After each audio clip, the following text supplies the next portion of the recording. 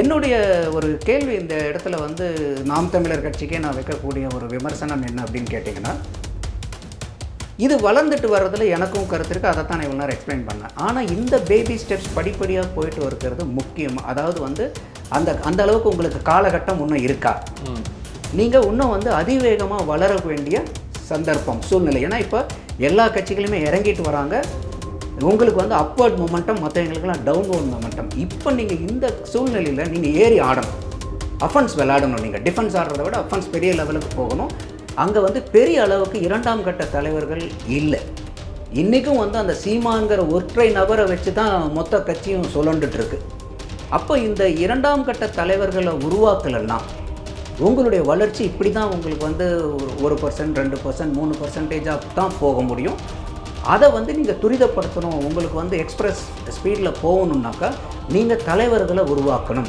இப்போ சீமான்ற ஒற்றை நபராக இருக்கிறதுனால என்ன ப்ளஸ்ன்னா, இப்போ அங்கங்கே வந்து ஒரு குறுநில மன்னர்களாக வந்து அவன் தனி ஒரு பாலிடிக்ஸ் பண்ண முடியாது.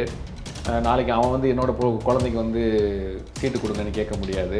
இப்போ கட்சி என்னுடைய கண்ட்ரோலில் இருக்குது, நான் சொல்கிற ஆள் தான் வேட்பாளர், நான் நிறுத்துறவங்க தான் கேண்டிடேட் இப்படின்ற ஒரு அவருடைய கண்ட்ரோல் இருக்கிறது ஒரு பாசிட்டிவான ஒரு நல்ல விஷயம் தானே. அதை ஏன் வேணான்றீங்க? மேனேஜ்மெண்ட் பெர்ஸ்பெக்டிவில் பார்க்க போனால் நீங்கள் சொல்கிறது வந்து ஒரு நியாயமானதாக மாதிரி தான் இருக்கும். ஆனால் நீங்கள் ப்ளே பண்ணுற கேமே என்ன? To save democracy. நீங்கள் ஜனநாயகத்தை காப்பாற்றுறதுக்காக தானே கட்சியே நடத்திட்டு இருக்கீங்க. அப்போ ஜனநாயகத்தை காப்பாற்றணும்னு சொல்லக்கூடிய கட்சிகளுக்கே ஜனநாயகம் இல்லைன்னா என்ன ஆகும்? சீமான் வந்து இந்த கட்சியிலிருந்து நபர்கள் ஏன் வெளியே போகிறாங்க? ஏன்னா மற்ற கட்சிக்கும் சீமானில் இருக்கக்கூடிய கட்சிக்கும் இருக்கக்கூடிய ஆளுகளுக்கு நிறையா வித்தியாசம் நம்மளால் பார்க்க முடியுங்க. தனிப்பட்ட முறையிலே ஒரு நாம் தமிழர் கட்சிக்கிட்ட பேசும்போது அவ்வளோ கொள்கை தீவிர பிடிப்போடு பேசுவாங்க. ஐடியாலஜிக்கல் பெர்ஸ்பெக்டிவில் பேசுவாங்க, ரொம்ப தீவிரமாக பேசுவாங்க. ஒரு நார்மலான ஒரு பொலிட்டிக்கல் டிஸ்கஷன் நீங்கள் பண்ணுறத விட அவங்க அப்பயுமே அந்த ஒரு வீரியத்தோடு தான் பேசுவாங்க. அப்போது அவ்வளோ கொள்கை பிடிப்பு இருக்கக்கூடிய ஆளுங்க வந்து ஏன் இந்த சர்னிங் ஏன் நடக்குது, ஏன் வந்து வெளியே போகிறாங்கங்கிறத சீமான் கண்டிப்பாக அதை வந்து ஆயுதுக்கு எடுத்துக்கணும்.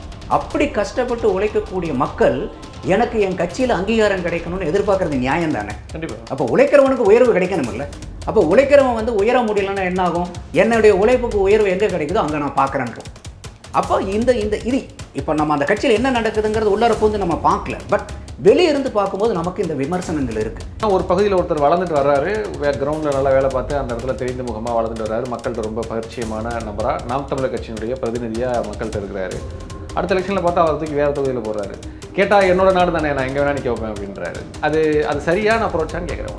மண் சார்ந்த அரசியல், மக்கள் சார்ந்த அரசியல், கலாச்சாரம் சார்ந்த அரசியல் தான் பேசுகிறாரு. அப்போ அந்த ஊர்க்காரனை இதை எதிர்பார்ப்பான்ல, ஏன் ஊர்க்காரன் நிற்கணும் அப்படின்ட்டு.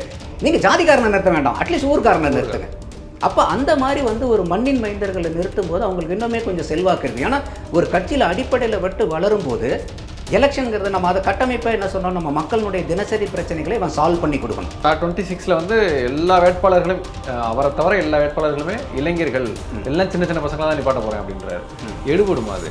யங்ஸ்டர்ஸை நிறுத்துறதுல தப்பு கிடையாது, தப்பு இல்லை.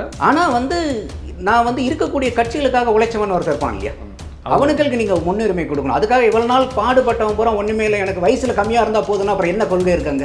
சீமானுக்கு நாங்கள் ஆதரவுன்னு சொல்லி சீமானை வளர்த்தி விடுறதுக்கு அதிமுக இருக்காங்க. கடைசியில் நீங்கள் வளர்ந்து வந்து அவங்கள தான் அடிக்க போகிறீங்க, அது அவங்களுக்கு தெரியாதா? அப்போ கண்டிப்பாக அவங்க வந்து ஆதரவு கொடுக்க மாட்டாங்கன்னு சீமானுக்கு நல்லாவே தெரியும். ஆனால் இவர் கொடுக்குற மெசேஜ் என்னென்னா, அங்கே இருக்கக்கூடிய வாக்காளர்களுக்கு, அதாவது வாக்காளர்கிட்ட ஒரு சிந்தனையை தூண்டுறதா தான் நான் பார்க்குறேன். அதாவது அதிமுக வாக்காளர்கிட்ட நீங்கள் தான் ஆட்டத்துக்கு வரலன்ட்டீங்க, ஆட்டத்தில் ஒதுங்கி நின்றீங்க, நீங்கள் தான் ஒதுங்கி நிற்கிறீங்க, அட்லீஸ்ட் நாங்கள் வந்து இந்த ஆட்டத்தை விளையாண்டுட்டு இருக்கோம், மக்களுக்காக வேலை செஞ்சிருக்கேன், உங்களுக்காக நான் வேலை செஞ்சுருக்கேன் அப்படின்னு சொல்லி ஒரு ஆதரவு கேட்கும்போது இந்த அங்கே இருக்கக்கூடிய அதிமுக வாக்காளன் சிந்திப்பான். சப்போஸ் நீங்கள் யோசிச்சு பாருங்கள், 2வது தடவை இன்றைக்கி நான் விற்கிற வண்டியில் நாம் தமிழர் வந்துச்சுன்னு வச்சுங்க, சீன் எப்படி மாறும்? சீமானுடைய ஸ்டேட்டஸ், நீங்கள் நாம் தமிழனுடைய ஸ்டேட்டஸ் தமிழ்நாட்டில் என்ன ஆகும்? பாமக 3 இடத்துக்கு போகும், பட்டைய கலப்பும் இந்த தமிழ்நாட்டில் நாம் தமிழர். அப்போ நாம் தமிழர்களுடைய ஓட்டு பேங்க் வந்து 2026 இதில் 2வது இடம் வந்துட்டாங்கன்னா at least it will go up to 13 to 15% vote share போகிறது கூட வாய்ப்பு உண்டு. அந்த அளவுக்கு வந்து ஒரு மொமெண்டம் கிடைக்கும்.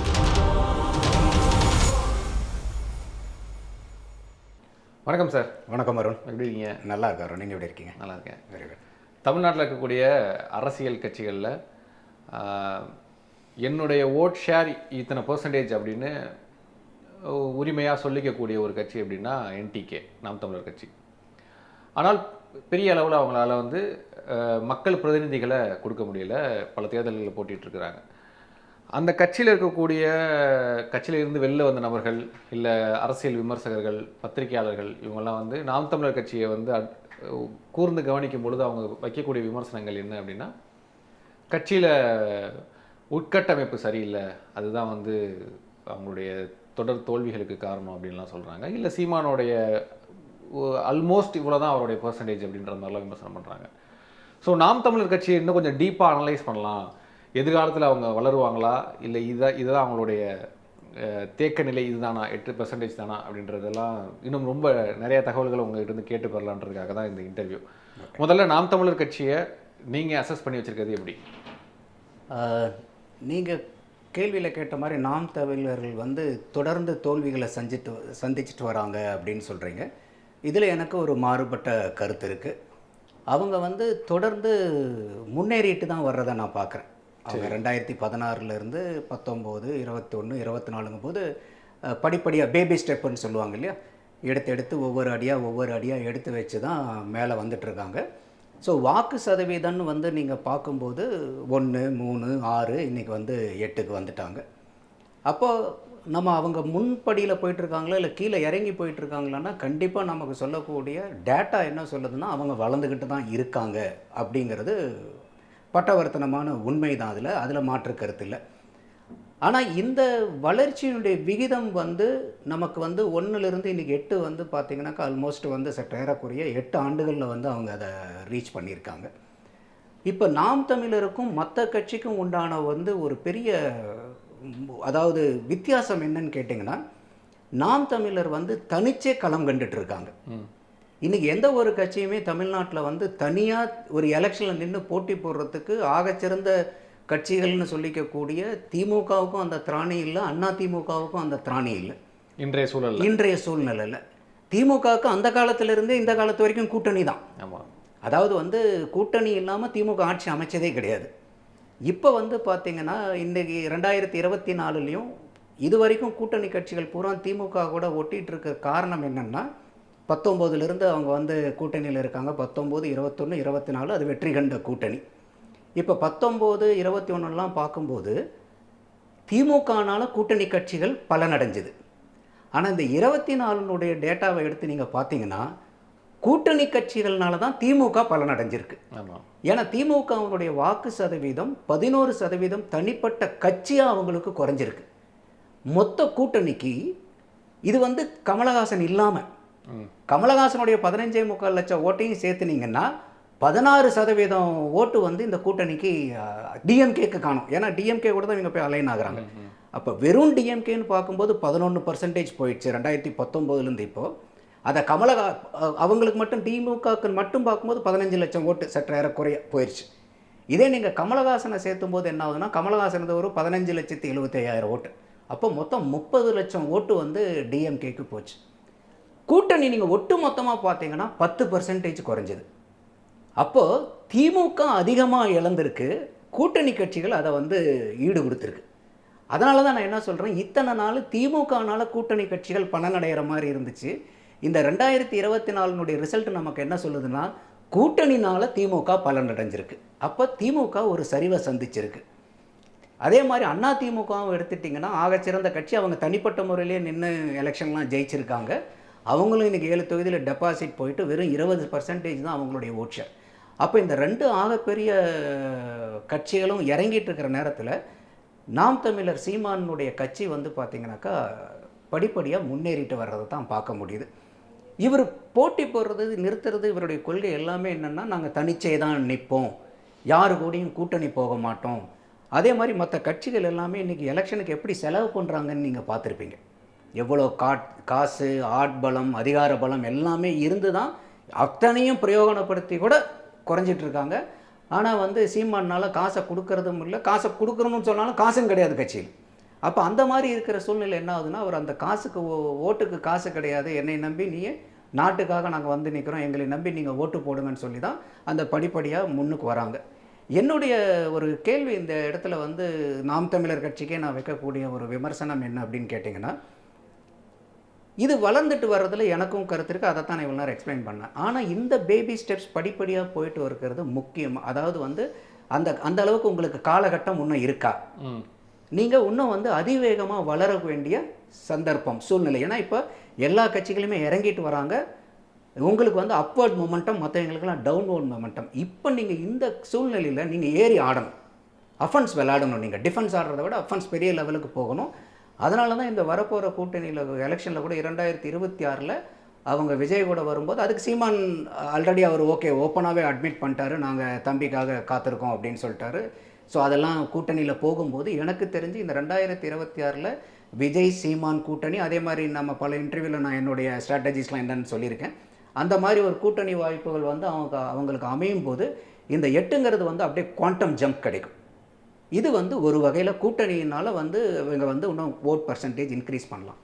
பட் ரொம்ப அவங்க வந்து ஃபோக்கஸ் பண்ண வேண்டியது என்னன்னு கேட்டிங்கன்னா கட்சியினுடைய கட்டமைப்பு. இன்றைக்கி வந்து திமுகவும் அதிமுகவும் இந்த அளவுக்கு வந்து சரிஞ்சிருந்தாலும் இன்னும் வந்து அவங்களுடைய ஃபவுண்டேஷன்னு சொல்லக்கூடிய அந்த அடிப்படை கட்டமைப்பு வந்து பார்த்திங்கன்னா ஸ்ட்ராங்காக இருக்குது. இன்றைக்கி வந்து இந்த 2 கட்சியினுடைய ஸ்ட்ரென்த்தே அந்த பூலிங் பூத் ஏஜென்ட்டுன்னு. இன்றைக்கி தமிழ்நாட்டில் வந்து பார்த்திங்கன்னா சற்றேறக்குறைய 70,000 போலிங் பூத்ஸ் இருக்குது. ஒரு போலிங் பூத்துக்கு மினிமம் ஒரு 10% 10 பேர் வச்சுக்கோங்க. ஏன்னா ஒரு பூத்துங்கிறது வந்து பார்த்திங்கன்னா ஒரு 2 வீதி 3 வீதி சேர்ந்தது வந்து ஒரு பூத்தாக இருக்கும். அப்போ அந்த ஒரு பூத்துக்கு வந்து ஒரு 10 பேர்னா கூட, ஒரு தெருவுக்கு ஒரு 2-3 பேர் வச்சுக்கோங்க. ஒரு பூத்துக்கு 10னா கூட 70,000க்கு 10 பேர்னா 7 லட்சம் பேர் உங்களுக்கு பூத் ஏஜென்ட் மட்டும் இருக்கணும். அந்த பூத் ஏஜென்ட்னா நான் போய் எலெக்ஷன் அன்றைக்கி பூத்தில் உட்கார்றது மட்டும் அவங்க வேலை இல்லை. தினசரி வாழ்க்கையில் அந்த 7 லட்சம் பேரும் அந்த பகுதியில் அவங்க மக்களுக்கு இருக்கக்கூடிய பிரச்சனைகளை அன்றாட அவங்க போய் மக்களை சந்தித்து மக்களினுடைய பிரச்சனைக்கு இவங்க மூலியமாக தீர்வு கண்டுபிடிச்சி கொடுக்கணும். அப்போ என்ன ஆகுனா மக்களுக்கு வந்து நமக்கு வந்து நாம் தமிழருங்கிற ஒரு கட்சி இருக்கார், இந்த தொகுதியில் வந்து இந்த ஆள் இருக்கார், இந்த வீதியில் இந்த ஆள் இருக்கார், எனக்கு ஏதோ ஒரு பிரச்சனைனாலும் ஆளுங்கட்சினாலேயோ எதிர்கட்சினாலோ எந்த ஒரு பிரச்சனைனாலும் நான் இன்றைக்கி வந்து நாம் தமிழர் கட்சிக்கு போய் சொன்னால் என்னை வந்து இது சால்வ் பண்ணி கொடுத்துருவாங்க. அவங்க மூலியமாக என்னுடைய பிரச்சனைகள் தீர்ந்துருக்குதுங்க போது என்ன ஆகுனாக்கா அந்த கட்சி வளர ஆரம்பிக்கும். இப்போ வந்து இந்த வரைக்கும் வந்திருக்கிறது வந்து அந்த கொள்கை அடிப்படையில் அந்த பேச்சினால, அதே மாதிரி வந்து பார்த்திங்கன்னா அவங்களுக்கு விடுதலை புலி ஆதரவாளர்கள், ஈழத்தமிழர்களுடைய ஆதரவாளர்கள்லாம் திமுக இது வந்து ஒரு அதாவது ஈழத்தினுடைய மக்கள் ஆதரவு கொண்ட ஒரு இது, விடுதலை புலிகளினுடைய ஆதரவு, அதை நேசிக்கக்கூடிய சில மனிதர்கள், இந்த இருக்கக்கூடிய கட்சிகளை பிடிக்காதவங்க, அப்புறம் சீமானுடைய பேச்சுக்கு வந்து செவிசாய்ச்சி அவர் சொல்கிறது நியாயம்தான் சொல்லி போடுறவங்க, இந்த பர்சன்டேஜ் ஓட்டை நம்ம பார்க்க முடியுது. இந்த பப்ளிக்னுடைய ஸ்விங்கு இப்போ நீங்கள் ஏடிஎம்கேவாகட்டும் டிஎம்கேவாகட்டும் இப்போ எங்கள் எலெக்ஷன் ரிசல்ட் வந்து டிசைட் ஆகும்னா கட்சிக்காரங்க ஓட்டுனால டிசைட் ஆகாது. அது வந்து ஒரு குறிப்பிட்ட லெவல், இவங்களுக்கும் எவ்வளோன்னு தெரியும், அவங்களுக்கும் எவ்வளோன்னு தெரியும். இந்த ஒவ்வொரு எலெக்ஷனுக்கும் வந்து அந்த காமன் மேன், உங்களை மாதிரி என்ன மாதிரி இருக்கிற மக்கள் அந்த பிரச்சனையை அந்த இருக்கக்கூடிய காலகட்டத்துக்கு அப்போ இருக்கக்கூடிய சினாரியோவுக்கு தகுந்த மாதிரி திங்க் பண்ணி நம்ம இங்கே போடலாமா அங்கே போடலாமான்னு இந்த பப்ளிக்னுடைய ஸ்விங்கை வச்சு தான் வின்னபிலிட்டி வந்து டிசைட் ஆகுது. நியூட்ரல் ஓட்டர்ஸ் அவங்க தான் மேஜர் கேம் வந்து ப்ளே பண்ணுவாங்க. ஏன்னா இவங்க ஆனால் கதை விட்டுட்டு இருப்பாங்க, அதிமுகவும் எங்களுக்கு 2 கோடி தொண்டர்கள் இருப்பாங்கன்பாங்க, திமுகவும் எங்களுக்கு 2 கோடி தொண்டர்கள்பாங்க, 1.5 கோடி தொண்டர்கள்பாங்க. இந்த 2024 எலெக்ஷன் அப்போ பட்டவர்த்தனமாக தெரிவிக்குது. ஈவன் வந்து ஒரு 90 லட்சம் ஓட்டு கூட கிடையாது அதிமுக. அப்போ 2 கோடி தொண்டர்கள் அதிமுக இருக்காங்கன்னா மீதி 1 கோடி 10 லட்சம் பேர் எங்கே போனாங்க? அதே மாதிரி திமுகவுக்கு வெறும் 1 கோடி 17 லட்சம் தான் வாக்கு. நீங்களே எங்களுக்கு 2 கோடி இருக்குது, 1.5 கோடி தொண்டர்கள் இருக்காங்கன்னா அந்த தொண்டர்கள்லாம் எங்கே போனாங்க? இந்த 90 லட்சம் ஆகட்டும், 80 லட்சம் ஆகட்டும், 1 கோடி 17 பொதுமக்களுடைய ஓட்டை சேர்த்தி. ஆமாம். அப்போ உங்களுடைய தொண்டர்கள் மட்டும் இதில் எத்தனை இருப்பாங்கன்னு நீங்கள் பாருங்கள். அப்போ இவ்வளோ நாள் வந்து இவங்க எங்கள் கட்சியில் இத்தனை கோடி பேர் இருக்காங்கங்கிறதே வந்து இது வந்து உண்மையான ஹம்பக்கு தான். இது வந்து ஒரு பெரிய ஒரு பிம்பத்தை தான் ஏற்படுத்திட்டு இருக்காங்க. எங்களுக்கு ஆக சிறந்த பெரிய கட்சிங்கிறது நம்பர் தெளிவாக நமக்கு வந்து உண்மையை சொல்லுது. அப்போ இந்த ஃபவுண்டேஷன் வந்து ஸ்ட்ரென்தன் பண்ணணும் சீமான். அந்த போலிங் பூத் ஏஜென்ட்டில் குறைஞ்சபட்சம் அவங்களுக்கு 7 லட்சம், ஏன்னா அவருக்கு வாக்கே வந்து இப்போ 35 லட்சம் தான் வந்திருக்கு. நீங்கள் தினசரி உங்கள் கட்சிக்காக வேலை பார்க்குறதே ஒரு 7 to 10 லட்சம் பேர் உங்களுக்கு தினசரி வேலை பார்க்குற ஆளுங்க இருக்கணும். அப்போ இந்த கட்சியை திடகாத்திரப்படுத்துறதுல வந்து அவங்க வந்து முழு ஃபோக்கஸ் பண்ணணும். அதுக்கு என்னுடைய ஒரு பெரிய ஒரு விமர்சனமே என்னன்னு கேட்டிங்கனாக்கா, அங்கே வந்து பெரிய அளவுக்கு 2ஆம் கட்ட தலைவர்கள் இல்லை. இன்றைக்கும் வந்து அந்த சீமான்கிற ஒற்றை நபரை வச்சு தான் மொத்த கட்சியும் சுழண்டுட்டுருக்கு. அப்போ இந்த 2ஆம் கட்ட தலைவர்களை உருவாக்கலைன்னா உங்களுடைய வளர்ச்சி இப்படி தான் உங்களுக்கு வந்து 1%, 2%, 3% தான் போக முடியும். அதை வந்து நீங்கள் துரிதப்படுத்தணும். உங்களுக்கு வந்து எக்ஸ்பிரஸ் ஸ்பீடில் போகணுன்னாக்கா நீங்கள் தலைவர்களை உருவாக்கணும். அப்போ நீங்கள் தலைவனுடைய தன்மை என்ன, ஒரு தலைவன் மற்ற தலைவர்களை உருவாக்குறது தான் தலைவனுடைய அழகு. அப்போ வந்து என்னன்னு கேட்டிங்கனாக்கா, அந்த தலைவர்களை உருவாக்குறதுல வந்து எங்கேயோ ஒரு கேப் இருக்கிறத பார்க்க இப்போ முடியும். சீமான் சென்ட்ரிக்காக இருக்கிறதுனால ஒவ்வொரு பகுதியிலையும் ஒரு தலைவர்களை வளரணும், வளர விடணும், முக்கியமான நபர்களாக முக்கியமான முகமாக வளர விடணும்னு சொல்கிறீங்க. இப்போ சீமான்ற ஒற்றை நபராக இருக்கிறதுனால என்ன ப்ளஸ்ன்னா, இப்போ அங்கங்கே வந்து ஒரு குறுநில மன்னர்களாக வந்து அவன் தனி ஒரு பாலிடிக்ஸ் பண்ண முடியாது. நாளைக்கு அவன் வந்து என்னோட குழந்தைக்கு வந்து சீட்டு கொடுங்கன்னு கேட்க முடியாது. இப்போ கட்சி என்னுடைய கண்ட்ரோலில் இருக்குது, நான் சொல்கிற ஆள் தான் வேட்பாளர், நான் நிறுத்துறவங்க தான் கேண்டிடேட் இப்படின்ற ஒரு அவருடைய கண்ட்ரோல் இருக்கிறது ஒரு பாசிட்டிவான ஒரு நல்ல விஷயம் தானே. அதை ஏன் வேணான்றீங்க? மேனேஜ்மெண்ட் பெர்ஸ்பெக்டிவில் பார்க்க போனால் நீங்கள் சொல்கிறது வந்து ஒரு நியாயமானதாக மாதிரி தான் இருக்கும். ஆனால் நீங்கள் ப்ளே பண்ணுற கேமே என்ன, டு சேவ் டெமோக்ரஸி. நீங்கள் ஜனநாயகத்தை காப்பாற்றுறதுக்காக தான் கட்சியே நடத்திட்டு இருக்கீங்க. அப்போ ஜனநாயகத்தை காப்பாற்றணும்னு சொல்லக்கூடிய கட்சிகள்கிட்டே ஜனநாயகம் இல்லைன்னா என்ன ஆகும்? அப்போ நீங்கள் சீமானே ஒற்றை தலைமைன்னே நீங்கள் வச்சுக்கோங்க. ஒரு டெசிஷன் மேக்கிங்கில் வந்து ஓகே. அப்போ அந்த ஒற்றை தலைமை சீமானால இன்றைக்கி எத்தனை பிரச்சனையை ஒரு நாளைக்கு சால்வ் பண்ணிட முடியும்? ஓகே, இன்னைக்கு எத்தனை பேர் டெய்லி சீமானை கூப்பிட்டு பிரச்சனையை சொல்லி என் பிரச்சனைக்கு தீர்வு காணுங்க. ஒரு மாதம் ரெஸ்ட் எடுத்தாலும் கட்சி நடக்கணும் சார். நீங்கள் இப்போ வந்து அவருக்கும் சற்று ஏறக்குறைய 57 வயசு ஆகுதுன்னு நினைக்கிறேன். நீங்கள் 2026க்கு போகும்போது 59 வயசு. இன்னும் எத்தனை வருஷம் வந்து அவரே போய் நீங்கள் மேனேஜ் பண்ணிட முடியும்? எத்தனை தொகுதி எத்தனை தொகுதி? நீங்கள் 234 தொகுதி, 70,000 பூத் இருக்குது. நீங்கள் எல்லா பிரச்சனையும் ஒவ்வொரு பிரச்சனையும் தீர்க்கறதுக்கு தானே உங்களுக்கு லோக்கல் தலைவர்கள் வேணும் உங்களுக்கு. அப்போ நீங்கள் நீங்கள் மூளை முடுக்கு பூரா உங்களால் போக முடியுமா? ஆக்சசபிலிட்டி இருக்கா? உங்களுக்கு டைம் இருக்கா? அப்போது இந்த நேரமும் கிடையாது உங்களுக்கு, அந்த இருக்கக்கூடிய இன்ஃப்ராஸ்ட்ரக்சரும் இல்லைங்கும் போது நீங்கள் ஒரே ஆள் நீங்கள் என்ன சூப்பர் ஹீரோவா? நமக்கு வந்து என்ன இந்த சினிமாலெல்லாம் காட்டுற மாதிரி வந்து பயங்கரமான சக்திமான்கிற மாதிரி பவர். நம்ம நார்மல் ஹியூமன் தானே. இப்போ இது நமக்கே தெரியும் பொழுது அவருக்கு தெரியாமல் இருக்குமா? ஏன் அதை பண்ண மாட்டேறாரு? கண்டிப்பாக தெரியும். அவருக்கு என்ன ஒன்றுன்னா பயமாக இருக்கலாம். அதாவது வந்து இப்போ நான் இன்னொரு விமர்சனம் எனக்கு நாம் தமிழர் மேலே என்ன இருக்குன்னாக்கா, ஒவ்வொரு காலகட்டத்திலையும் சில நபர்கள் கொஞ்சம் தலை தூக்குற மாதிரி தெரியுது. ஆனால் அவங்க வந்து பார்த்தீங்கன்னா அந்த கட்சியில் இருக்கிறதுல வெளியே போய்டுறாங்க, ரீட்டைன் பண்ண முடியறதில்ல. அப்போ வந்து இப்போ வந்து ஒரு பேட்ச் உள்ளே வராங்க, ஒரு பேட்ச் வெளியே போகிறாங்கங்கிற மாதிரி இருக்குது. அப்போ வந்து நீங்கள் எப்பயுமே வந்து இருக்கிற ஆளுங்களை நீங்கள் ரீட்டைன் பண்ணணும். இருக்கிற ஆளுங்களை ரீட்டைன் பண்ணி அதுக்கப்புறம் நீங்கள் ஆளுங்களை அடிஷ்னலாக சேர்த்தும் போது என்ன ஆகுனா அது க்ரோத்தாக மாறும். இப்போ என்ன ஆகுதுன்னா, நீங்கள் வெளியே போகிறது சில பேர் இருக்கும்போது நீங்கள் வெளியே இருந்து உள்ளர கொண்டு வரும்போது உங்களுடைய க்ரோத் குறையுது. அப்போ சீமான் வந்து இந்த கட்சியிலிருந்து நபர்கள் ஏன் வெளியே போகிறாங்க? ஏன்னா மற்ற கட்சிக்கும் சீமானில் இருக்கக்கூடிய கட்சிக்கும் இருக்கக்கூடிய ஆளுகளுக்கு நிறைய வித்தியாசம் நம்மளால் பார்க்க முடியுங்க. தனிப்பட்ட முறையிலேயே ஒரு நாம் தமிழர் கட்சிக்கிட்ட பேசும்போது அவ்வளோ கொள்கை தீவிர பிடிப்போடு பேசுவாங்க. நம்ம ஐடியாலஜிக்கல் பெர்ஸ்பெக்டிவ்ல பேசுவாங்க, ரொம்ப தீவிரமாக பேசுவாங்க. ஒரு நார்மலான ஒரு பொலிட்டிக்கல் டிஸ்கஷன் நீங்கள் பண்ணுறத விட அவங்க அப்பயுமே அந்த ஒரு வீரியத்தோடு தான் பேசுவாங்க. அப்போது அவ்வளோ கொள்கை பிடிப்பு இருக்கக்கூடிய ஆளுங்க வந்து ஏன் இந்த சர்னிங் ஏன் நடக்குது, ஏன் வந்து வெளியே போகிறாங்கங்கிறத சீமான் கண்டிப்பாக அதை வந்து ஆய்வுக்கு எடுத்துக்கணும். அது தலைமை மேலே இருக்கக்கூடிய அவநம்பிக்கையில் போகிறாங்களா, இல்லை தான் வளர்கிறதுக்கு உண்டான வாய்ப்புகள் இல்லைன்னு போகிறாங்களா? தான் வளர்றது அப்படின்றது எப்படி, என்ன விதத்தில்? கட்சியில் நான் வந்து ஒரு முகமாக வளரணுன்றதா, பொருளாதார ரீதியாக வளரணுன்றதா? பொருளாதார ரீதியாக நான் சொல்லலை, கட்சியிலேயே. ஓகே, இப்போ நீங்கள் பொருளாதார ரீதியில் வளரணும்னா இன்றைக்கி வந்து இது பிஸ்னஸ் என்டர்பிரைஸ் ஆகிடும். நான் அதை சொல்ல வரல. நீங்கள் இன்றைக்கி வந்து ஒவ்வொரு தொகுதியிலையும் வந்து இன்றைக்கி சீமான்கிறத விட நான் இந்த நபர்கிட்ட போகணும்னு சொல்லணும். எனக்கு சீமான்கிறது ஓகே, அவர் வந்து ஒரு ஓவரால் லீடர்ஷிப். அப்போ அந்த ஓவரால் லீடர் வந்து எல்லா இடத்துக்கும் போய் பார்க்க முடியுமா? இப்போ நீங்கள் நாளைக்கு ஆட்சிக்கே வரீங்கன்னு வச்சுக்கிங்களேன். இப்போ வந்து நீங்கள் முதலமைச்சராக இருக்கீங்க, முதலமைச்சருக்கு கீழே முதலமைச்சர் தான் ஆட்சி பண்ணுறாரா? முதலமைச்சருக்கு கீழே எதுக்காக வந்து மினிஸ்டர் போடுறாங்க? மினிஸ்டருக்கு கீழே அந்தந்த தொகுதியில் எம்எல்ஏக்கள் இருக்காங்கல்ல. ஏன்னா முதலமைச்சர்னால எல்லா இடத்துக்கும் போக முடியாது, மினிஸ்டர்னாலையும் எல்லா இடத்துக்கும் போக முடியாது. ஆனால் இந்த எம்எல்ஏக்குறீங்க அவங்க வேலையை அந்தந்த தொகுதியில் தான். அப்படியே இருந்தால் கூட அந்த எம்எல்ஏக்கு கீழே என்ன பண்ணுறாங்க, எம்எல்ஏக்கு கீழே இல்லை, தனிப்பட்ட முறையில் உள்ளாட்சி அமைப்புன்னு ஒன்று கொண்டு வராங்க, எம்பின்னு ஒன்று கொண்டு வராங்க. அப்போ ஒரே இடத்துல பார்க்கும்போது 3 மட்ட அரசியல் அங்கே நடக்குது. உள்ளாட்சி இருக்குது, அசம்பிளி இருக்குது, அங்கேயே வந்து பார்த்திங்கன்னா பாராளுமன்றமும் இருக்குது. அப்போ ஒரு தொகுதிக்கு நீங்கள் வந்து ஒரு அரசியல் அமைப்பில் அரசாட்சி அமைப்பிலேயே வந்து தனி ஆளாக ஒரு ஆளை பார்க்க முடியாதுன்னா இத்தனை பேர் வந்து அந்த மக்களுடைய பிரச்சனைகளை சால்வ் பண்ணுறதுக்காக நம்மளுடைய அரசாங்க கட்டமைப்பு. அப்போ நீங்கள் கட்சியில் நீங்கள் ஒத்த ஆளாக மட்டும் இருந்து நானே எல்லா பிரச்சனையும் சால்வ் பண்ணிடுவேன்னு நீங்கள் எப்படி எதிர்பார்க்க முடியும்? அது சாத்தியக்கூறே இல்லை. அது அப்போ அதுக்காக தான் அங்கங்கே வந்து நீங்கள் அந்தந்த பகுதியில் நீங்கள் வந்து அதை வந்து உண்டு பண்ணணும். அப்போ அந்த தலைவர்களை வந்து கொண்டு வரணும். நீங்கள் 2ஆம் கட்ட தலைவர்கள் இது அவர் வந்து இப்போ வெளியே போகிறது வந்து சில பேர்த்திட்ட பேசும்போது வளர வளர அவங்க வெளியே போயிடுறாங்கங்க. நாங்கள் என்ன வளராமையாக இருக்கிறோம், ஆளுங்களை வளர்த்துறோம், ஆனால் அவங்க வெளியே போயிடுறாங்க, என்ன பண்ணுறது? இதுதான் சேலஞ்சு. இப்போ ஒரு கம்பெனி இருக்குன்னா அந்த கம்பெனியில் நல்லா வேலை பார்க்காதவன் நீங்கள் வெளியே தள்ளிங்கன்னா கூட போகாமல் இங்கே இருந்துக்கிறேன் சார்பான். ஆனால் நல்லா பண்ணுறவன், ஒரு இந்த திறமை அதிகமாக இருக்கிறவன், அவனுக்கு மார்க்கெட்டில் நிறைய டிமாண்ட் இருக்கும். அவனை எப்படியாவது உங்ககிட்ட இருந்து எடுத்து அந்த கம்பெனிக்கு எடுத்துக்கலான்னு தான் பார்ப்பாங்க. இது அரசியல்லையும் யதார்த்தமாக நடக்கக்கூடியது. அப்போ நீங்கள் உங்களுக்கு ரீட்டைன் பண்ணணும்னா அந்த நபர், உங்கள் கட்சியில் இருக்கக்கூடிய நபர்னுடைய ஒரு தனிப்பட்ட முறையில் அவருடைய தன்மை, கேரக்டர், அவருடைய கொள்கை பிடிப்பு, அவர் இந்த கட்சிக்கு எவ்வளோ தூரம் வளர்த்துறதுக்கு கான்ட்ரிபியூட் பண்ணுறாரோ அதுக்கு தகுந்த மாதிரி அவருக்கு இந்த கட்சியில் எலிவேஷன் கிடைக்கணும். அப்போ தான் வந்து அவரோட ஒரு ரெகக்னேஷன் கிடைக்குது நான் பண்ணக்கூடிய உழைப்புக்கு. ஏன்னா சாதாரணமாக சும்மா ஒருத்தர் மேலே வந்துட முடியாது. ஏன்னா இன்றைக்கி வந்து எல்லா இடத்துலையும் பண அரசியல் நடக்குது.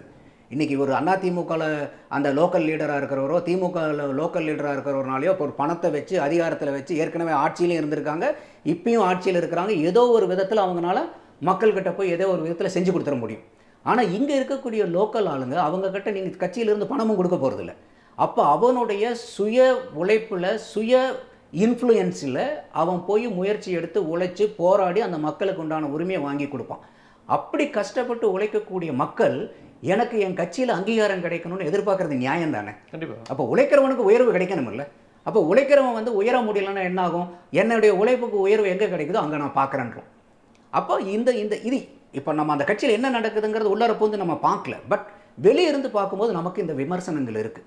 அப்போ அந்த விமர்சனங்களை வந்து கவனிக்கணும் அவங்க. அதாவது நீங்கள் பிரச்சனையில் இருந்து நீங்களே இப்போ இந்த கட்சியில் பிரச்சனைன்னு அந்த கட்சியில் இருந்து அவங்க சுற்றி பார்க்கும்போது பிரச்சனைன்னு ஒரு அங்கமாக இருந்துட்டு அவங்க பார்க்கும்போது அவங்க சைடில் நியாயமாக இருக்கிற மாதிரி தான் தெரியும்.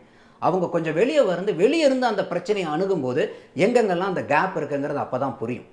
அப்போ அந்த வகையில் அந்த கட்சியை பார்த்து அவங்க இது வந்து அவங்களுக்கு ஒரு பெரிய ட்ராபேக்காக நான் பார்க்குறேன். வளரக்கூடிய கட்சி, வளர்ந்துட்டு இருக்கக்கூடிய கட்சி, இன்னும் அதிவேகமாக வளர வேண்டிய கட்சி, அவங்க வந்து டஃப் ஃபைட் கொடுத்துட்ருக்காங்க. அவங்களுடைய ஐடியாலஜிலாம் பார்க்கும்போது இன்றைக்கி மக்களுக்கு வந்து இங்கே இருக்கக்கூடிய அரசியல்வாதிகள், ஆண்டுட்டு இருக்கவங்க மேலெல்லாம் ஒரு அதிவெறுப்பு வரும்போது இவங்க சொல்லக்கூடிய கருத்துக்களுக்கு மக்கள் இணையம் ஆகிறது வந்து இருக்குது. ஸோ அப்போ இந்த கட்டமைப்புங்கிறத ஒன்று வலுப்படுத்தி ஆகணும். அது வந்து காலத்தினுடைய கட்டாயம். அடுத்தது வந்து இன்னொரு என்ன பார்க்க முடியும்னா, மெஜாரிட்டியான ஆளுங்களை பார்க்கும்போது எல்லாமே சீமானுடைய ஜெராக்ஸாக தெரியுது. பேசுறதாகட்டும் ஒரு அப்படிங்கிறதாகட்டும் எல்லாமே நான் சீமானை ரெப்ளிகேட் பண்ணணும்னு நினைக்கிறாங்க. அவரை பார்த்து இன்ஸ்பயர் ஆகுறாங்க, இன்ஃப்ளூயன்ஸ் ஆகுறாங்க. பட் என்னன்னா இப்போ வந்து ஒரு தலைவனுடைய வேலையை ஜெராக்ஸ் காப்பி உண்டு பண்ணுறது இல்லை, தன்னை விட பெட்டரான தலைவர்களாக உண்டு பண்ணணும். அப்போ வந்து என்ன மாதிரியே என் பசங்களும் பேசுகிறாங்க, எல்லாருமே சீமானை வந்து இன்ஸ்பயர் ஆகிட்டு சீமான் மேலே அந்த தாக்கம் இருக்கும். நம்மளே ஒரு நபர் கூட ஒரு தொடர்ந்து ஃபாலோ பண்ணும்போது நமக்கு அவர் பிடிச்ச நபராக இருந்தால் அவருடைய இன்ஃப்ளூயன்ஸ் நம்மக்கிட்ட வரும். இப்போ ஒரு ரஜினி ரசிகராக இருக்கவன் பாருங்கள், அவனுக்கு அறியாமையாக அவன் பாடியில் வந்து ரஜினி பாடி லாங்குவேஜ் வந்துடும். ஒரு விஜய் ரசிகனாக இருக்கிறவங்களுக்கு பாருங்கள், ஒரு பேச்சு வாக்கில் விஜயனுடைய ஸ்லாங் வரும். இதெல்லாம் இருக்கும். ஆனால் இதெல்லாம் வந்து பார்த்தீங்கன்னாக்கா ஒரு கட்சியில் வந்து நீங்கள் வளர்ச்சி கொண்டு வரணும் போது என்ன மாதிரியே இன்னொரு ஜெராக்ஸ் காப்பி இருக்கக்கூடாது. ஜெராக்ஸ் காப்பியை வச்சு கூட இல்லாத கட்சிகள்லாம் இருக்கே, பேச தெரியாத நபர்களை வச்சுக்கக்கூடிய கட்சிகள்லாம் இருக்கு, அது நிறைய இருக்குது. நம்ம எவ்வளோ பரவாயில்ல. நம்ம இப்போ என்ன பேசிட்டு இருக்கோம்னா சீமான் நல்லா பண்ணிட்டு இருக்காரு, இன்னும் அவர் எப்படி நல்லபடியாக போலாங்கிறது தான். சில குறைகள் ஃப்ரம் குட் டு பெட்டர், அதாவது வந்து குட் டு கிரேட் எப்படி ஆகிறது. இப்போ good, but how they can become great. அந்த குட் டு கிரேட் என்ன பண்ணணும், அதுக்குண்டான கேப்பை தான் நம்ம அட்ரஸ் பண்ணுறோம். அப்போ இந்த இடத்துல அவங்களுக்கு ஜெராக்ஸ் காப்பியை உருவாக்கக்கூடாது. அந்த மாதிரி இன்ஃப்ளூயன்ஸ் இருந்தால் கூட லீடர்ஷிப் டெவலப்மெண்ட் ப்ரோக்ராம் அவங்க ஃபோக்கஸ் பண்ணணும் அந்த கட்சியில். ஏன்னா நீங்கள் ஐடியாலஜிக்கல் பேஸ்டாக நீங்கள் பண்ணும்போது அந்த லீடர்ஷிப் வந்து நல்ல லீடர்ஷிப்பாக இருக்கும்போது, அதாவது வந்து உங்களுக்கு தத்துவம் நல்லா இருந்து தலைவன் நல்லா இல்லைன்னா தத்துவம் தோற்றுரும். அதே சமயம் வந்து தலைவன் நல்லா இருந்து தத்துவம் நல்லா இல்லைன்னா தலைவன் தோற்றுருவான். அப்போது எந்த இடத்துல வந்து தத்துவமும் நல்லா இருந்து தலைவனும் நல்லா இருக்கணும், சூப்பர் டூப்பர் ஹிட் ஆகும். அப்போ இந்த கட்சியில் எல்லாமே உங்களுக்கு வந்து வரும்போது அந்த ஐடியாலஜியில் அட்ராக்ட் ஆகிறாங்க, பண்ணுறாங்கங்கும் போது அந்த லீடர்ஷிப்பை வந்து நீங்கள் என்ஹான்ஸ் பண்ணணும். இப்போ வந்து பார்க்கும்போது பேச்சாளர்களாக வடிவெடுத்துட்டாவே அவங்க ஒரு தலைவர்கள் மாதிரி ஐடென்டிஃபை பண்ணப்படுறாங்க. என்னுடைய பார்வையில் பேச்சாளர்கள் வேறு, தலைவர்கள் வேறு. தலைவர்கள் சிந்திப்பாங்க. அவங்க வந்து தொண்டர்கள் பார்க்காததை பார்க்கக்கூடிய தொலைநோக்கு பார்வை இருக்கணும் தலைவர்களுக்கு. அதுதான் தலைவர்கள். இப்போ பேசுறதுக்கு வந்து நீங்கள் ஹையர் கூட பண்ணிக்கலாம். இப்போ அதுதானே மற்ற திராவிட கட்சிகள்லாம் பண்ணிட்டு இருக்கு. அந்த சினிமா நடிகர்களாகட்டும், நடிகர்களாகட்டும், பேச்சாளர்களாகட்டும் எல்லாத்துக்கும் காசை கொடுத்து ஹையர் பண்ணி எங்கள் கண்டென்ட் இது தான், இதில் வந்து நீங்கள் போய் எவ்வளோ உணர்ச்சி பூர்வமாக பேச முடியுமா பேசுங்கன்னா அவங்க வாங்குற காசுக்கு அவங்க கூவிட்டு போயிடுறாங்க. பட் இங்கே வந்து அவங்க உணர்வு பூர்வமாக பேசுகிறாங்க, அதெல்லாம் பாராட்டுறோம். பட் நம்ம என்னென்னா நம்ம சொன்ன மாதிரி குட் டு கிரேட் எப்படி போகிறது, அடுத்த லெவலுக்கு அந்த பேச்சாளர்களையும் தாண்டி தலைவனாக எப்படி நீங்கள் அவங்கள உருமாற்ற போகிறீங்க ஒரு பக்கம் நீங்கள் இது கட்சியினுடைய அடிப்படையை நீங்கள் திடப்படுத்தணும். ரெண்டாவது உங்ககிட்ட இருக்கக்கூடிய மக்கள் நீங்கள் ஐடென்டிஃபை பண்ணி வச்சுருப்பீங்க, இது வரைக்கும் இல்லாமல் இருக்காது. அதை வந்து வெளியே காமிச்சு அவங்கள வந்து நீங்கள் டெவலப்மெண்ட்டுக்கு உங்கள் கூட இருக்கக்கூடிய அந்த 2ஆம் கட்ட 3ஆம் கட்ட நபர்களை எப்படி நீங்கள் வந்து அவங்களுக்கு இண்டிவிஜுவல் பயிற்சிவிக்கணும். நீங்கள் லீடர்ஷிப் ப்ரோக்ராம் அந்த எப்படி வந்து தலைவனாக கொண்டு வரணுங்கிறத அதை வந்து நீங்கள் வந்து அவங்களுக்கு ஒரு கோச்சிங் கொடுத்து அவங்கள வந்து அரசியலுக்கு ஆட்படுத்தி அந்த தலைமைத்துவத்தை வளர்த்தணும். ஒவ்வொரு பகுதியிலையுமே ஒருத்தரை வளர்க்கணும். ஆமாம், இன்னைக்கு ஒன்று பத்தாது. இல்லை, அதை நான் நோட்டீஸ் பண்ணது என்னன்னா, ஒரு பகுதியில் ஒருத்தர் வளர்ந்துட்டு வர்றாரு, கிரவுண்டில் நல்லா வேலை பார்த்து அந்த இடத்துல தெரிந்த முகமாக வளர்ந்துட்டு வர்றாரு, மக்கள்கிட்ட ரொம்ப பரிச்சயமான நபராக நாம் தமிழர் கட்சியினுடைய பிரதிநிதியாக மக்கள்கிட்ட இருக்கிறாரு. அடுத்த எலெக்ஷனில் பார்த்தா அவர் தூக்கி வேறு தொகுதியில் போடுறாரு. கேட்டால் என்னோட நாடு தானே, நான் எங்கே வேணா நிற்க வைப்பேன் அப்படின்றாரு. அது சரியான அப்ரோச்சான்னு கேட்குறேன் உங்ககிட்ட. இதில் 2 பெர்ஸ்பெக்டிவ்லையும் நீங்கள் பார்க்கலாம். ஒன்று வந்து நான் எங்கேருந்து வேணாலும் ஆளை போடுவேன், ஆனால் அவங்க வந்து மக்கள் வந்து என்னுடைய கட்சிக்காகவும் கொள்கை கோட்பாடுக்காகவும் ஓட்டு போடணும். அவங்க வந்து இந்த வீதியில் இருந்து தான் தெரிஞ்ச ஆள் கூட வரல, நான் பாருங்கள் வெளியே இருந்து கூட கொண்டு வந்து நான் ஒரு ஆளை போட்டு ஓட்டு வாங்குறேங்கிறது ஒரு ரகம். 2வது ரகம் என்னென்னா அந்த மண்ணுக்கு தெரிஞ்சவங்களை, ஏன்னா இவர் வந்து மண் சார்ந்த அரசியல், மக்கள் சார்ந்த அரசியல், கலாச்சாரம் சார்ந்த அரசியல் தான் பேசுகிறார். அப்போ அந்த ஊர்க்காரனை இதை எதிர்பார்ப்பான்ல, ஏன் ஊர்க்காரன் நிற்கணும் அப்படின்ட்டு. நீங்கள் ஜாதிக்காரனை நிறுத்த வேண்டாம், அட்லீஸ்ட் ஊர்க்காரனை நிறுத்துங்க. அப்போ அந்த மாதிரி வந்து ஒரு மண்ணின் மைந்தர்களை நிறுத்தும் போது அவங்களுக்கு இன்னுமே கொஞ்சம் செல்வாக்கு இருக்கும். ஏன்னா ஒரு கட்சியில் அடிப்படையில் விட்டு வளரும்போது எலெக்ஷனுங்கிறது நம்ம அதை கட்டமைப்பாக என்ன சொன்னோம், நம்ம மக்களுடைய தினசரி பிரச்சனைகளை அவன் சால்வ் பண்ணி கொடுக்கணும். அப்போ சால்வ் பண்ணி கொடுக்கும்போது இந்த லோக்கலில் இருக்கக்கூடிய ஆளுங்க வந்து அவன் தலைவராக எமர்ஜ் ஆவான், மக்களுடைய நம்பிக்கையை பெறுவான். என் பிரச்சனை இந்த ஆள்கிட்ட போய் நான் சொன்னேன்னா என் பிரச்சனை சால்வ் ஆகிடும். அப்போ நான் என்னுடைய பிரச்சனையை வந்து எவன் ஒருத்தன் எனக்கு சால்வ் பண்ணி கொடுக்குறான் அவனை நான் தலைவனாக பார்க்க ஆரம்பிப்பேன். சும்மா வந்து பேசிட்டு மட்டும் போகிறவ வெரி குட் அருமையாக பேசினாருங்கிறனால நான் ரசிப்பேன், பேச்சை ரசிப்பேன். ஆனால் என்னுடைய பிரச்சனைகளை தீர்க்கும் போது தான் நான் அவருக்கு ஓட்டு போடலான்னு தோணும். அப்போ இந்த இடத்துல வந்து அந்த லோக்கலில் இருக்கிற ஆளுங்க தான் பண்ண முடியுது.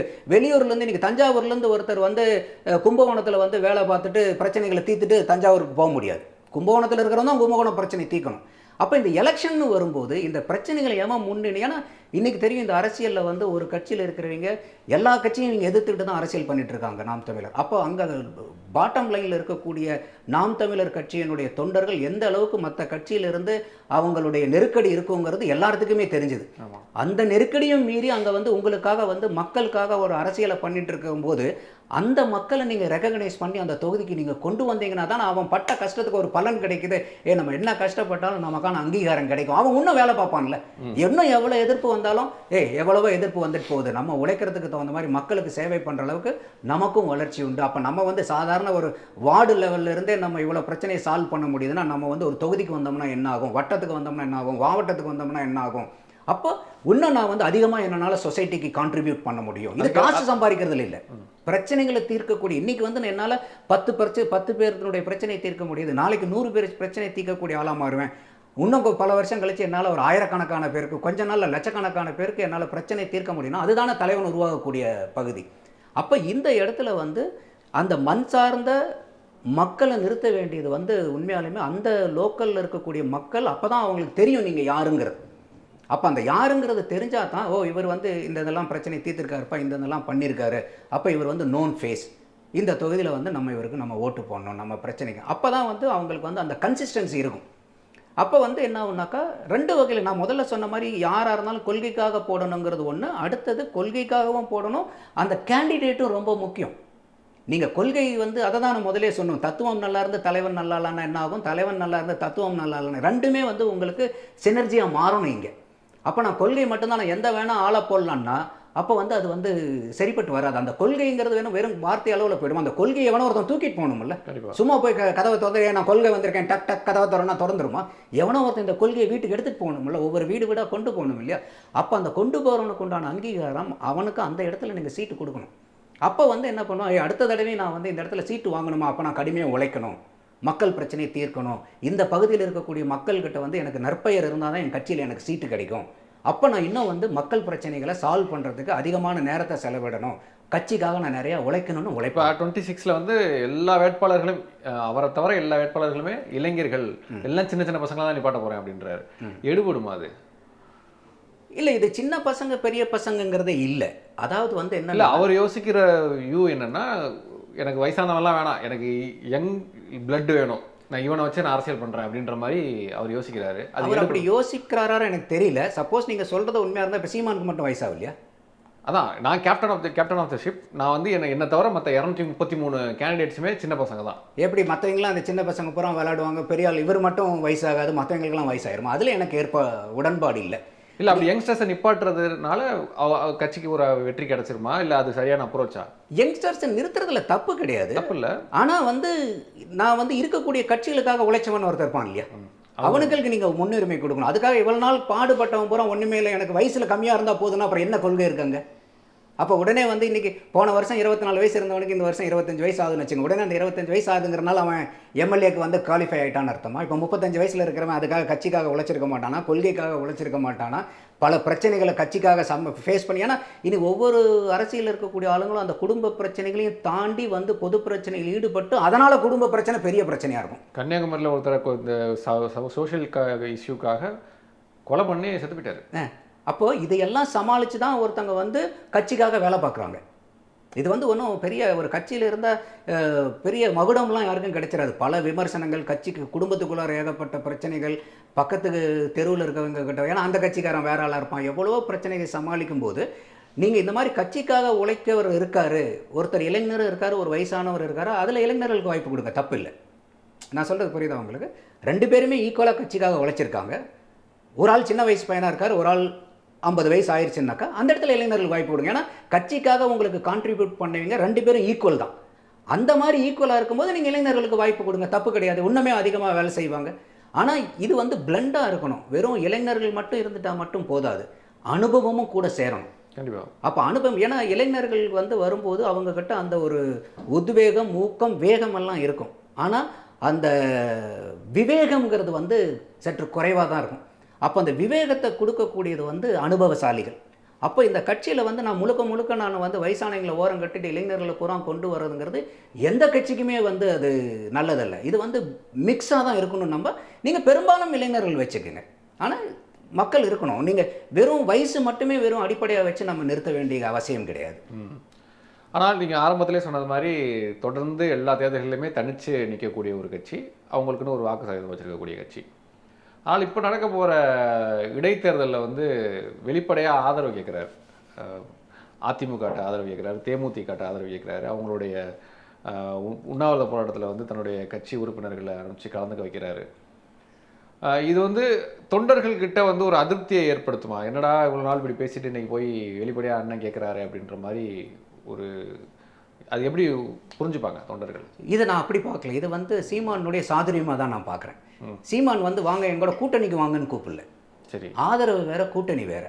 இப்போ நீங்கள் ஆதரவுங்கிறத அவர் எதை வச்சு அடிப்படையாக வச்சு கேட்குறாரு? நீங்கள் வந்து தேர்தலில் போட்டி போடல, நீங்கள் ஆட்டத்தை விட்டு ஒதுங்கிட்டீங்க, நீங்கள் யாருக்கும் ஆடலை, ஆடாத ஆட்டத்தை நாங்கள் ஆடுறோம், நீங்கள் வந்து எங்களுக்கு வந்து ஆதரவு கொடுங்கன்றாரு. இது வந்து சீமான் வந்து இதை கேட்டால் கண்டிப்பாக அவங்க கொடுப்பாங்களா கொடுக்க மாட்டாங்கங்கிறது சீமானுக்கே தெரியும். ஏன்னா இப்போ வந்து சீமானுக்கு நாங்கள் ஆதரவுன்னு சொல்லி சீமானை வளர்த்தி விடுறதுக்கு அதிமுக இருக்காங்க. கடைசியில் நீங்கள் வளர்ந்து வந்து அவங்கள தான் அடிக்க போகிறீங்க, அது அவங்களுக்கு தெரியாதா?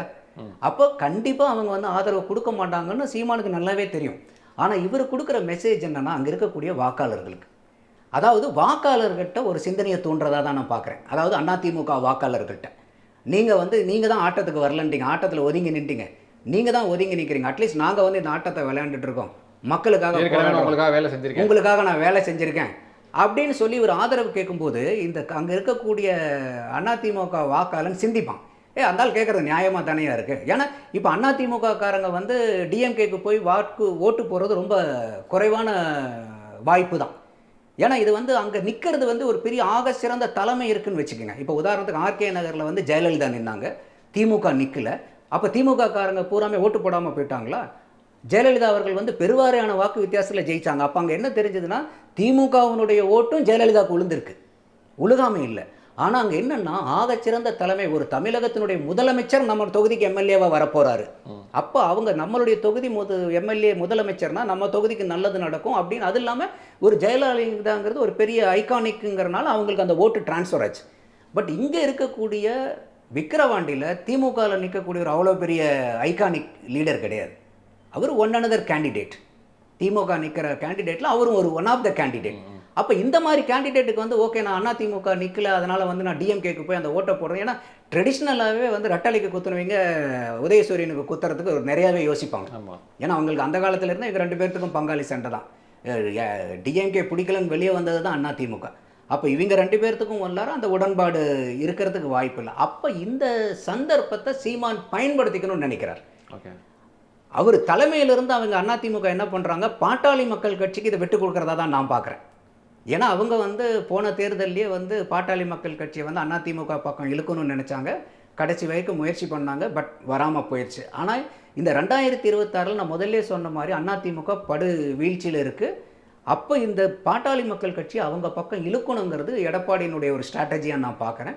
அதுக்கு வந்து ஒரு முன்னெடுப்பாக தான் வந்து நாங்கள் இந்த எலெக்ஷனை புறக்கணிக்கிற மாதிரி புறக்கணிக்கிறோம், எங்கள் ஓட்டு போகிறோம் உங்களுக்கு மறைமுகமாக டிரான்ஸ்ஃபர் ஆகட்டுங்கிறது அவருடைய ஸ்ட்ராட்டஜி. இந்த ஸ்ட்ராட்டஜியை சீமான் உள்ளே வந்து உடைக்க பார்க்குறாரு இப்போ. புரியுதா உங்களுக்கு?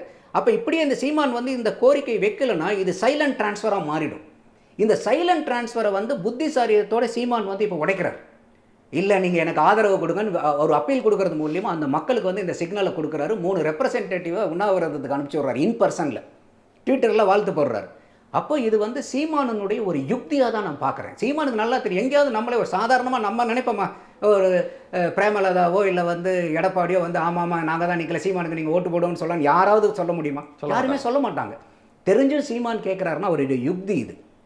இங்கே சைலண்ட்டாக பாட்டாளி மக்கள் கட்சிக்கு இந்த ஓட் டிரான்ஸ்ஃபர் ஆகிறதுக்கு நம்ம வேடிக்கை பார்த்துடக்கூடாது.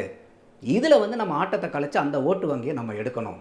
இது நல்ல ஸ்ட்ராட்டஜி தான். நீங்கள் எலெக்ஷனில் ஃபைட் பண்ணுறீங்க, அப்போ இந்த யுக்தியை நீங்கள் கையாண்டு தான் ஆகணும். இந்த வகையில் வந்து சீமானுடைய செயல் வந்து வரவேற்கத்தக்கதாக தான் நான் பார்க்குறேன். ஸோ வந்து தொண்டர்கள் மத்தியில் எந்த ஒரு இதுவும் ஏற்படாது. ஏன்னா இன்றைக்கி வந்து சீமான் வந்து இந்த 8% வாக்கு சதவீதம் வந்ததில் தொண்டர்கள் மத்தியில் பயங்கரமான ஒரு சந்தோஷத்துலேயும் உத்வேகத்திலையும் ஒரு பூரிப்புலையும் இருக்காங்க. நாம் தமிழரில் அங்கீகரிக்கப்பட்ட கட்சி ஆயிடுச்சு. அவங்க எப்பயும் இல்லாததை விட இப்போ வந்து ஒரு புத்துணர்ச்சியோடு இருக்காங்க, பயங்கரமான புத்துணர்ச்சியோடு இருக்காங்க.